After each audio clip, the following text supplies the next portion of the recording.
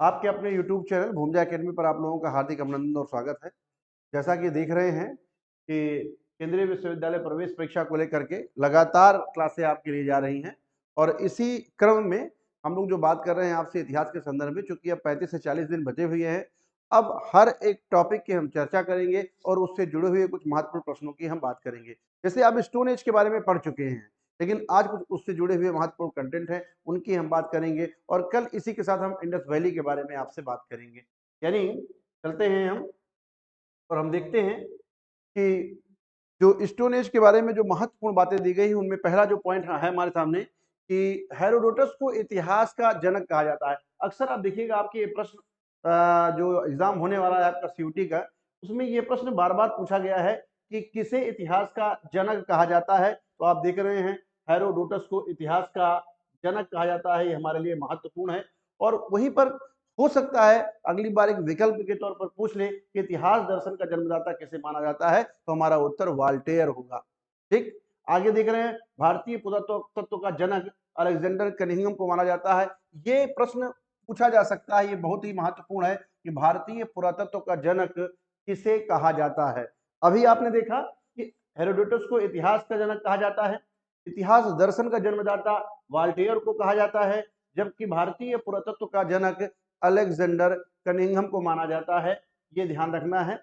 भारतीय परंपरा में इतिहास की जो अवधारणा है ये बहुत प्राचीन है, लेकिन कभी पूछ सकता है कि वास्तव में इसका सर्वप्रथम उल्लेख कहाँ पर मिलता है, तो उत्तर हमारा होगा अथर्ववेद। ये हमें नहीं भूलना है कि भारतीय इतिहास में इतिहास की जो अवधारणा है निश्चित तौर पर बड़ी प्राचीन है और देख रहे हैं इसका सबसे पहली बार जो उल्लेख है अथर्ववेद में मिलता है। ठीक, पाषाण काल को ही जैसे चर्चा करते हैं हम लोग कि पाषाण काल और प्रागैतिहासिक काल क्या अलग है। ये जानिए कि पाषाण काल और प्रागैतिहासिक काल दोनों एक ही है। पाषाण काल को ही प्रागैतिहासिक काल कहा जाता है और पाषाण काल वह काल है जिसके बारे में समस्त जानकारियां हमें पत्थरों से प्राप्त होती हो और उन्हें लेखन कला का ज्ञान ना हो। ये पॉइंट हमें जरूर ध्यान रखना है कि जो पाषाण काल के लोग थे इन्हें लेखन कला का ज्ञान नहीं था। कभी ये आपसे प्रश्न पूछ सकते हैं विकल्प के तौर पर कि पाषाण काल के लोगों के बारे में सही है, तो याद रखना कि पाषाण काल के लोग औजार भी बनाते थे। पाषाण काल के लोगों में हम देख रहे हैं कि ये समाधान की पद्धति भी विद्यमान थी। पाषाण काल के लोग देख रहे हैं चित्रकारी भी किए, लेकिन पाषाण काल के लोगों को लेखन कला का ज्ञान नहीं था। ये हमें ध्यान रखना है, यह प्रश्न आपसे पूछा जा सकता है। ठीक है ना, आगे चलते हैं। हम लोग देखते हैं पाषाण काल के बारे में एकदम ये पूछ सकते हैं आपसे कि कैसे पाषाण काल को कितने भागों में बांटा गया है। तो आप देख रहे हैं पूरा पाषाण काल, मध्य पाषाण काल, नव पाषाण काल। लेकिन कभी हो सकता है हर काल की विशेषता भी आपसे पूछ ले। और जैसे आप देख रहे हैं पूरा पाषाण काल की विशेषता क्या है, शिकार। इस काल के लोग देखा जाए शिकार के माध्यम से कहीं ना कहीं अपने क्षुधा को शांत करते थे। तो और दूसरे तरीके से देखा जाए मध्य पाषाण काल की क्या विशेषता है, पशुपालन। ये प्रश्न आपसे डायरेक्ट पूछ सकता है कि जो भी हमारे पूर्वज रहे हैं उनका भी एक क्रमबद्ध विकास देखने को मिलता है। प्रारंभिक दौर में वो शिकार करते थे, बाद में देख रहे हैं पशुपालन कर रहे हैं। और नवपाषाण काल की विशेषता क्या है, कृषि। सबसे महत्वपूर्ण विशेषता क्या है, कृषि है। और ये भी पूछ सकते हैं कि वास्तव में जो पूरा पाषाण काल है इसको सामान्यतः कितने भागों में बांटा गया है। तो हम देख रहे हैं निम्न पूरा पाषाण काल, मध्य पूरा पाषाण काल, उच्च पूरा पाषाण काल। और जो भी चीजें जितना ऊपर रहेगा पुरातत्व में वह उतना नया होता है, ये हमें ध्यान रखना है। और जो सबसे नीचे रहेगा वही उतना प्राचीन होता है, ये जरूर ध्यान रखना है। और हम देख रहे हैं अगर इनमें सबसे मिला करके पूछा जाए, यहाँ पर पूरा निम्न पुरा पाषाण काल, मध्य पुरा पाषाण काल, उच्च पुरा पाषाण काल में सबसे प्राचीन कौन है, तो हम देख रहे हैं निम्न पुरा पाषाण काल। यानी यहाँ इस बात को हमें जरूर ध्यान रखना है कि अगर पूछा जाए सबसे प्राचीन काल था निम्न पुरा पाषाण काल, मध्य पुरा पाषाण काल, उच्च पुरा पाषाण काल, मध्य पाषाण काल, तो उत्तर आपका निम्न पुरा पाषाण काल सही होगा। और पाषाण काल को हम देख रहे हैं तीन भागों में बांटा गया है, पुरा पाषाण काल, मध्य पाषाण काल, नव पाषाण काल, और सबकी अपनी विशेषता है। और ये जो परीक्षा है इसमें बेसिक तौर पर यही पूछ सकता है कि पशुपालन का प्रमाण किस काल में प्राप्त हुआ, तो आपका उत्तर मध्य पाषाण काल होगा। याद रखिएगा, अगर पूछे पशुपालन का प्राचीनतम प्रमाण किस काल में प्राप्त हुआ, या पूछ सकते हैं कृषि का प्राचीनतम प्रमाण हमें किस काल में मिलता है, तो उत्तर आपका नव पाषाण काल होगा। चलते हैं और हम देखते हैं कि जो ये निम्न पुरा पाषाण काल है, अगर इसके बारे में देखें तो इसका जो विस्तार है ये मुझे उत्तर और दक्षिण दोनों भागों में मिलता है। निम्न पुरा पाषाण काल का जो विस्तार है ये उत्तर और दक्षिण दोनों में मिलता है। और उत्तर भारत में चापर, चापिंग, पेबुल देख रहे हैं, संस्कृतियां यानी पेबुल जैसे उपकरण मिलते हैं और इनकी बहुलता के लिए देखा जाता है इसे एक संस्कृत का नाम दिया जाता है। और हम देखते हैं कि ये सोहन नदी में ये चीजें देखने को मिलती है, इसीलिए इसको सोहन संस्कृत के नाम से जाना जाता है। कभी प्रश्न पूछ सकता है कि सोहन संस्कृत का संबंध है उत्तर भारत से, दक्षिण भारत से, पश्चिम भारत से, पूर्वी भारत से। तो यहाँ पर आप देख रहे हैं ये जो है इसका संबंध किससे है, उत्तर भारत से है। ठीक, हम देख रहे हैं इसकी खोज किसने की थी। कभी हो सकता है आपसे पूछे कि वास्तव में इसकी खोज किसने की थी, तो इसकी खोज 1928 ईस्वी में डी.एन. वाडिया महोदय ने किया था। किसने किया था? डी.एन. वाडिया महोदय ने किया था। और इन्हें ही सोहन संस्कृत का पितामह कहा जाता है। इन्हें ही सोहन संस्कृत का पितामह कहा जाता है, ये हमें ध्यान रखना है। इन्हें ही सोहन संस्कृत का पितामह कहा जाता है, ये ध्यान रखना है। ये पूछ सकता है ऐसे करके प्रश्न कि सोहन संस्कृत का पितामह किसे कहा जाता है, तो डी.एन. वाडिया को कहा जाता है।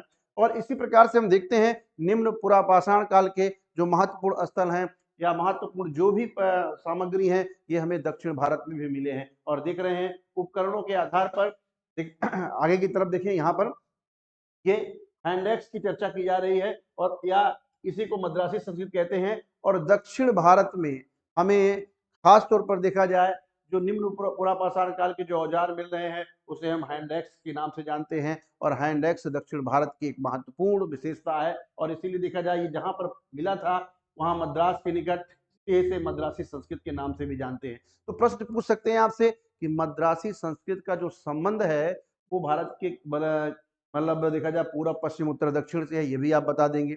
हम देख रहे हैं सुदूर दक्षिण में ही हमें हैंडेक्स मिल रहे हैं और यही नहीं, इसकी खोज देखा जाए 1863 में रॉबर्ट ब्रूस फुट ने की थी और जो स्थान था पल्लरम से। यानी पल्लरम से हमें पहली बार हैंडेक्स के प्रमाण प्राप्त हो रहे हैं। किसने खोजा था? रॉबर्ट ब्रूस फुट ने खोजा था। कब प्राप्त हुआ था? 1863 में हुआ था। तो ये हमारे लिए काफी महत्वपूर्ण है और हमें ये जरूर ध्यान रखना है, यहां से प्रश्न आएगा, यहां से प्रश्न आएगा। कोई भी एग्जाम होता है तो यहां से जुड़ा हुआ प्रश्न आता है और वो आपसे पूछते हैं कि वास्तव में हैंडेक्स का संबंध भारत के किस क्षेत्र से है। हैंडेक्स की पहली बार प्रमाण दिखना है कहां से प्राप्त है? पल्लरम से। किसने खोजा था? रॉबर्ट ब्रूस फुट ने। कब खोजा था? 1863 में खोजा था। ये हमें पता होना चाहिए। इसी प्रकार से हमने उत्तर भारत के बारे में बताया कि सोहन संस्कृति का जो संबंध है उत्तर भारत से है। चापर, चापिंग, पेबुल जो देखा जाए जो उपकरण थे, कहने का मतलब इनके जो औजार थे, ठीक है ना, ये हमें सोहन घाटी में मिले और देख रहे इसीलिए इसे सोहन संस्कृत के नाम से भी जाना जाता है। इसी क्रम में जो हम लोगों ने आपसे बात की वो निम्न पुरा पाषाण काल के संबंध में था। अब हम चलते हैं मध्य पुरा पाषाण काल के संबंध में। किसके बारे में? मध्य पुरा पाषाण काल के बारे में। और हम देखते हैं उपकरणों के आधार पर इस काल को फलक संस्कृत के नाम से जाना जाता है। उपकरणों के आधार पर इसे फलक संस्कृत के नाम से जाना जाता है। कारण क्या है कि जैसे देखा जाए नदियों में लुढ़कते हुए जो पत्थर थे, देखा जाए उन्हीं को औजार के रूप में प्रयोग किया गया और उनका वजन ज्यादा था। और धीरे धीरे करके जब एक पत्थर से दूसरे पत्थर पर उन्होंने प्रहार किया तो पत्थरों को एक से दो भागों में बांट दिया गया, एक फलक के रूप में वो पत्थर विभाजित हो गए। और इस तरह के जो फलक उपकरण युक्त पत्थर थे उनकी अधिकता हमें मध्य पुरा पाषाण काल में देखने को मिलती है। इसीलिए मध्य पुरा पाषाण काल को फलक संस्कृत के नाम से भी जाना जाता है। याद रखिएगा, ये प्रश्न आपसे कई बार पूछा जा सकता है, फलक संस्कृत किस काल की विशेषता है? तो आपका उत्तर होना चाहिए मध्य पुरा पाषाण काल की विशेषता है और औजारों के आधार पर ही इसका नामकरण किया गया है। खोज के आधार पर देखा जाए मध्य पुरा पाषाण काल के जो उपकरण है वो देखा जाए महाराष्ट्र के नेवासा में हमें मिले, इसलिए इसे नेवासियन संस्कृत के नाम से भी जाना जाता है। तो नेवासियन संस्कृत का जो संबंध है वो मध्य पुरा पाषाण काल से है, ये ध्यान रखना है। आगे चलते हैं, हम देखते हैं उच्च पुरा पाषाण काल के बारे में। सबसे अधिक जो उपकरण है इस काल में आते आते जो भी हमारे पूर्वज थे उन्होंने और तकनीकी में इजाद कर लिया था, तकनीकी रूप से और दक्ष हो गए थे। और हमने देखा कि पहले तो जो फलक उपकरण थे एक तरफ मोटे और एक तरफ धारदार होते थे, अब दोनों तरफ पतले होने लगे। और इस काल में ऐसे औजारों की हमें बड़े बड़े काफी बहुलता देखने को मिलती है और इसी आधार पर इस काल को ब्लेड संस्कृत के नाम से जाना जाता है। इस काल को किस नाम से? ब्लेड संस्कृत के नाम से जाना जाता है, ये ध्यान रखना है, ब्लेड संस्कृत के नाम से जाना जाता है। तो ये पूछ सकता है कि ब्लेड संस्कृत का जो संबंध है किस काल से है, उच्च पुरापाषाण काल से, हमें भूलना नहीं है। ठीक है, आगे चलते हैं। हम लोग देख रहे हैं इस काल में ही उच्च पुरापाषाण काल की ही बात चल रही है। इसी काल में पहली बार जो भारत में चित्रकारी है उसके प्रमाण प्राप्त होते हैं। यानी ये कहा जाए कि प्राचीन चित्रकारी का प्रमाण, चित्रकला का प्रमाण, शैल चित्रों का प्रमाण का संबंध किस काल से है, तो उच्च पुरापाषाण काल से है। यह हमें ध्यान रखना है। और ये शैल चित्र कहीं और नहीं, भीमबेटका में मिले हुए थे, और भीमबेटका रायसेन जिला में है, मध्य प्रदेश के रायसेन जिले में है। ये हमें भूलना नहीं है। ये प्रश्न आपसे जरूर पूछा जा सकता है कि चित्रकला का प्राचीनतम प्रमाण कहां से मिला हुआ है, तो आपका उत्तर होगा भीमबेटका। आपसे ये पूछा जा सकता है कि भीमबेटका किस राज्य में है, बहुत सरल प्रश्न पूछे जाएंगे, तो आपका उत्तर होगा मध्य प्रदेश। किस जिले में है, तो उत्तर आपका होगा रायसेन। और देख रहे हैं वाकाकर महोदय ने इसकी खोज की थी। दूसरा देख रहे हैं उच्च पुरापाषाण काल में ही यही प्रयागराज में एक नाला है, बेलन की जो सहायक नदी है, उसी का भी सहायक नाला है लोहंदा नाला। यही से हमें मात्र देवी की प्राचीनतम मूर्ति के प्रमाण प्राप्त हुए हैं, जो हड्डी से बनी हुई है। ये प्रश्न पूछ सकते हैं। आज जो भी मूर्तियों की हम बात कर रहे हैं उसका प्राचीनतम प्रमाण लोहंदा नाला से मिलता है, प्रयागराज से मिलता है। और आप देख रहे हैं यह जो मूर्ति है वो हड्डी की बनी हुई है। ठीक, हम एक और भी खास बात है कि पहली बार देख रहे हैं शुतुरमुर्ग के अंडों में चित्रकारी का प्रमाण हमें प्राप्त होता है। ऐसे रेखा चित्र मिले हुए हैं, और ये पाटन से मिला हुआ है। कहां से मिला हुआ है? पाटन से। तो इस प्रकार से हम देखते हैं उच्च पुरापाषाण तक आते आते हमारे पूर्वज काफी क्या नाम है, क्षेत्रों में काफी दक्ष हो रहे हैं, और उनकी दक्षता का प्रमाण स्पष्ट तरीके से हमें चित्रकला के क्षेत्र में मिल रहा है, मूर्ति कला के क्षेत्र में मिल रहा है। और यही नहीं, हम देख रहे हैं कि उनके जो और भी तौर तरीके थे औजारों के निर्माण में भी हमें मिल रहा है। और हम इसी प्रकार से आगे फिर चलते हैं। जो हमारा अगला चरण है वो मध्य पाषाण काल है। याद रखिएगा, हमने बताया था पाषाण काल को सामान्यतः 3 भागों में बांटा गया है, पूरा पाषाण काल, मध्य पाषाण काल, नवपाषाण काल। ठीक है ना। फिर अध्ययन की सुविधा के लिए एक लंबा काल था पूरा पाषाण काल, और औजारों में मुझे अंतर देखने को मिला, और इसीलिए हम देखते हैं कि इसे भी निम्न पुरा पाषाण काल, मध्य पुरा पाषाण काल और उच्च पुरा पाषाण काल में बांटा गया। लेकिन अब चर्चा करने जा रहे हैं हम मध्य पाषाण काल के बारे में, और देखते हैं इस काल के जो विशिष्ट उपकरण है वो लघु उपकरण है। यानी अब देखिए जाए, अब जो उपकरण बनने लगे वो बहुत छोटे बनने लगे, और इसी काल में देख रहे हैं तीर और धनुष विधा का, तकनीकी का भी निर्माण हुआ। और हम देख रहे हैं इसीलिए इस काल को हम कह सकते हैं, किसी काल में हमारे सामने प्रक्षेपास्त्र तकनीकी भी आई। तो मध्य पाषाण काल की अपनी एक विशेषता है प्रक्षेपास्त्र तकनीकी का विकास और लघु उपकरणों का विकास। यदि आपसे पूछा जाए जो माइक्रोलॉजिक टूल्स हैं, लघु उपकरण हैं, किस काल की विशेषता है, तो आपका उत्तर होना चाहिए मध्य पाषाण काल। ठीक है, इस काल की खोज कैंपबेल कार्लाइन महोदय ने किया था, ये हमें जरूर ध्यान रखना है। कैंपबेल कार्लाइन महोदय ने किया था। इस काल के जो प्रमुख स्थल हैं, कभी मिलान करने के लिए पूछ सकता है कि लंगनाथ का संबंध कहां से है? गुजरात से। यहाँ इस मध्य पाषाण काल के देखा जाए मानव कंकाल के प्रमाण प्राप्त होते हैं। ठीक है ना। और महादाह से हमें बूचड़खाना, हड्डी एवं सींग की निर्मित चीजें मिली हुई है महादाह से। दमदमा हमें ये भी दिख रहे हैं, यहाँ से 41 समाधान के प्रमाण प्राप्त होते हैं। ये थोड़ा सा ध्यान रखना है। हम मध्य पाषाण काल के स्थलों के बारे में चर्चा कर रहे हैं, जैसे आप देख रहे हैं मध्य पाषाण काल के स्थलों के बारे में चर्चा कर रहे हैं। और यहाँ पर लंगनाथ जो स्थल है जो गुजरात में स्थित है, इसका संबंध मध्य पाषाण काल से है। यहाँ पर 14 मानव के कंकाल प्राप्त हुए हैं। इसी प्रकार से सरायनहर, दमदमा और महादाह का संबंध भी मध्य पाषाण काल से है। और सब जगह से देख रहे हैं, जैसे आप देखिए महादाह से हमें बूचड़खाना, स्लाटर हाउस का प्राचीनतम प्रमाण मिल रहा है। यानी बूचड़खाने का प्राचीनतम प्रमाण कहां से है? महादाह से है। और यहीं से देख रहे हैं, क्योंकि जहां पर भाई बूचड़खाना होगा वहीं पर बड़े पैमाने पर हमें उनके हड्डियां उड्डियां मिलेंगी, और हड्डियों की देखा जाए एवं सींग से निर्मित हमें उपकरण भी वही देखने को मिलेंगे। यानी महादाह से हमें बूचड़खाना और हड्डियों की बनी हुई यागाजा, उनके सींग से बने हुए उपकरण देखने को मिल रहे हैं। इसके अतिरिक्त हम बात कर रहे हैं दमदमा से। दमदमा से, तो दमदमा में भी आप देखा जाए यहाँ से 41 समाधान के प्रमाण प्राप्त हुए हैं, जो अपने आप में काफी संख्या है। आपसे पूछ सकते हैं कि वास्तव में ये कि कहां से हमें 41 समाधान के जो प्रमाण है वो प्राप्त हुए हैं। और यहाँ देख रहे हैं एक ही कब्र में 3 मानव कंकाल के भी प्रमाण प्राप्त हुए हैं। ये बहुत महत्वपूर्ण है। जैसे आप आगे देखेंगे तो हमारे यहाँ दफनाए जाने की जो विधा है वो निएंडरथल मानव की प्रजातियों ने शुरू की थी। और यहाँ अब हमें मध्य पाषाण काल में आते आते देख रहे हैं स्पष्ट तरीके से मानव कंकालों के बारे में जानकारी मिल रही है, हमें समाधान पद्धति के बारे में जानकारी मिल रही है। और आगे चलते हैं, सरायनहर नहर से मुझे 11 समाधान के प्रमाण प्राप्त हुए हैं, जबकि लिखैया से हमें 17 समाधान के प्रमाण प्राप्त हुए हैं। तो ये जो महत्वपूर्ण स्थल है जिसके बारे में हम लोग चर्चा कर रहे हैं, लंगनाच के बारे में, सरायनहर के बारे में, दमदमा के बारे में, माधा के बारे में, लिखैया के बारे में, इन सब का संबंध जो है मध्य पाषाण काल से है। मानव अस्थिपंजर का सर्वप्रथम जो प्रमाण है वो हथनौरा से मिला हुआ है। मानव का जो प्राचीनतम जीवाश्म है, हम देखते हैं जीव का कुछ अंश जो है प्राचीनतम जो है वो हथनौरा से है। और हथनौरा किस नदी के किनारे है? नर्मदा।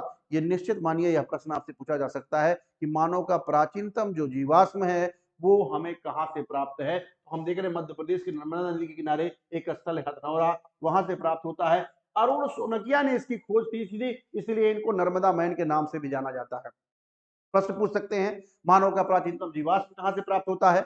स्थल के बारे में बात कर सकते हैं, किसने इसको खोजा था, ये जरूर ध्यान रखना है। और हमने कहा था मध्य पाषाण काल की अपनी एक खास विशेषता है पशुपालन, और पशुपालन का प्राचीनतम प्रमाण देख रहे हैं राजस्थान के बागौर और मध्य प्रदेश के आजमगढ़ से प्राप्त होता है। ये बहुत ही इंपॉर्टेंट प्रश्न है, ये हमें ध्यान रखना है कि जो पशुपालन का प्राचीनतम प्रमाण कहां से है? राजस्थान के बागौर और मध्य प्रदेश के आजमगढ़ से प्राप्त होता है। और सबसे पहला जो मानव द्वारा पाला गया पशु था वो कोई और नहीं था, कुत्ता था। ठीक है ना, ये जरूर ध्यान रखना है। ठीक, अब कुत्ते से हमारी नजदीकियां होगी और देख रहे हैं अगले चरण में हम लोग ये देखेंगे कि मानव के साथ कुत्ते को दफनाए जाने का प्रमाण प्राप्त होगा। ठीक है, तो ये नव पाषाण काल की चर्चा है। इसमें थोड़ा सा और हम देखते हैं कि इस काल का जो प्रमुख उपकरण है, सब काल के उपकरणों की अपनी एक विशेषता है। जैसे आपने देखा था चापर चॉपिंग पेबुल, हैंड एक्स, फिर आपने देखा फलक, फिर आपने देखा ब्लेड, फिर आपने देखा लघु उपकरण, फिर आपने देखा कैसे पालिशदार चमकीले उपकरण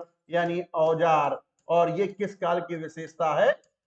किस काल की है? नव पाषाण काल की विशेषता है। ये आपसे एकदम सरल तरीके से प्रश्न पूछ सकते हैं कि पालिशदार उपकरण किस काल की विशेषता है।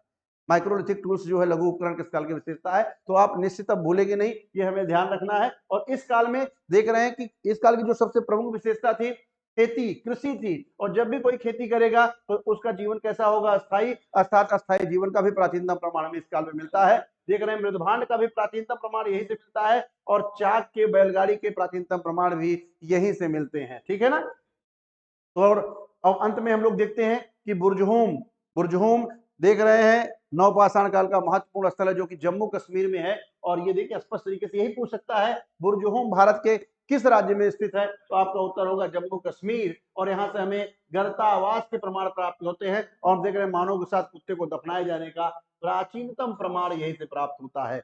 बुर्जहूम के बारे में ये निश्चित मानिए अगर पाषाण काल से प्रश्न पूछा गया तो काफी कुछ संभावना है बुर्जहूम से प्रश्न आने की। और हमें जानना है कि यह स्थल जम्मू कश्मीर में है। और हमें यह भी जानना है कि यहाँ से हमें गर्ता निवास के प्रमाण प्राप्त होते हैं, अंडरग्राउंड देखते हैं रहने के प्रमाण प्राप्त होते हैं, और मानव के साथ कुत्ते को दफनाए जाने का प्राचीनतम प्रमाण भी प्राप्त होता है। इसी प्रकार देख रहे हैं गुफकराल भी यही है, और यहाँ से भी हमें गर्ता निवास के प्रमाण प्राप्त होते हैं। एक चीज और भी जानिएगा, नवपाषाण काल का महत्वपूर्ण स्थल महागढ़ा है।